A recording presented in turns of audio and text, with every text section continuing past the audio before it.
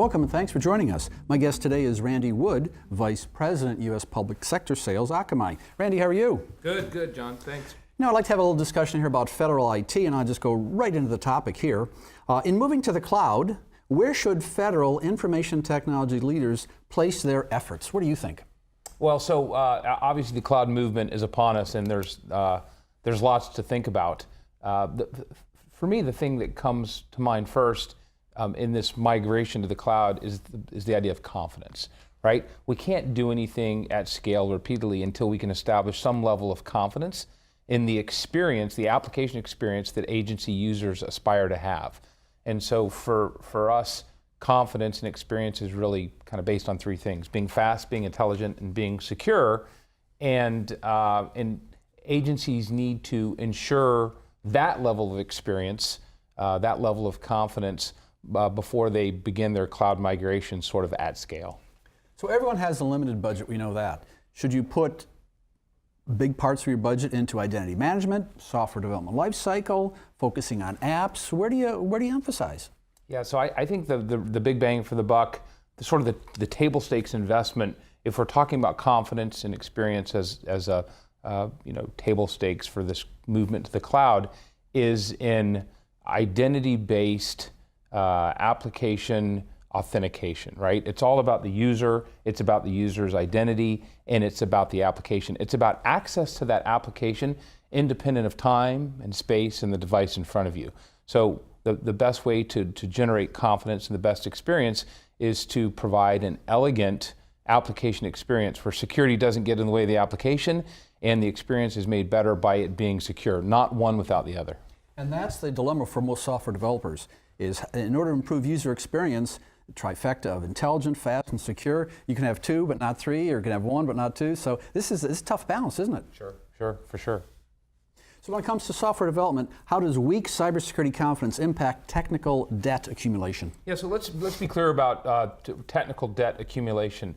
That's really the continuation of maybe current non-modern application development practices and sustaining applications. So one implication, maybe the unintended consequence of not providing the best experience and the best level of confidence as we migrate to the cloud is the inability for these applications to keep up, to be cloud sort of web enabled. So if I can't ensure the best confidence, the best experience, my investment in modern IT application development practice sort of lags behind. And I'm stuck with sustaining and developing the same old applications and not providing a next generation application experience. So it becomes an implication of not getting the confidence and the experience aspect of cloud migration, application access correct the first time. So it's a completely different animal, developing apps or provisioning apps for on-premise versus going to the cloud. Different world completely, I assume. Different world completely. Now, what stands out, the common theme is, back to experience and confidence. It's the identity aspect of application access, right? And so increasingly, in the zero trust world, the idea is let's not bring users into our networks like we typically do. Instead, let's give them least privileged access to applications on a user-by-user basis, where identity becomes sort of the underpinning to that experience. If you go on Google and search for what the government pays for information technology, you get this big, huge number.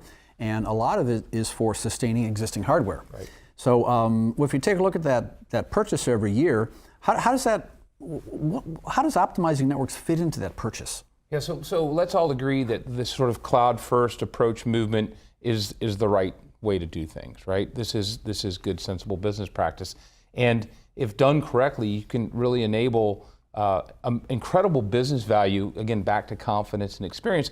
And I think one consequence or outcome of that is you can begin to decommission, minimize the sustainment of these very hardware-intensive security stack. So you drive better business value, you offload what's maybe not a core competency, that is cloud management, application support, to a cloud, to an intelligent cloud platform, and increasingly minimize your dependency on these traditional hardware-heavy, hardware-centric security stacks. So what you're doing is you're taking the cybersecurity and optimizing it for the network, not necessarily for the system, but for the entire network. That's exactly right. So tell us more about Akamai and this whole idea of assuring that we have safe transition within the network itself. Is it a focus on the apps or the security itself, and how does it impact speed? Yeah, so again, the experience at Akamai is based on three things. It's fast, it's intelligent, and it's secure. It's not one without the other. And so a little bit about Akamai in terms of our core competency with respect to cybersecurity, we believe there's a better way. We believe there's a better way than how it's traditionally been done. We take a very platform-centric approach to enabling fast, intelligent, secure cybersecurity experiences. This is a platform that's mature and it's highly evolved. It's the sort of core competency of what we've done for 20 years. And we layer in a level of security expertise and sort of bona fides to provide an application experience in ways that I've described. It kind of boils down to one word, and the word is trust. Trust. And this is a word that's bandied about all the time. Ever since Ron Reagan, he talked about trust but verify. So does Akamai provide that trust concept for our listeners, our viewers? Yeah, so it's a great question. Trust but verify, John, is sort of an old way of thinking, right? In some circles, it's no less important, but in the business of cybersecurity, it maybe is, it's everything that's wrong with the way we approach cybersecurity today.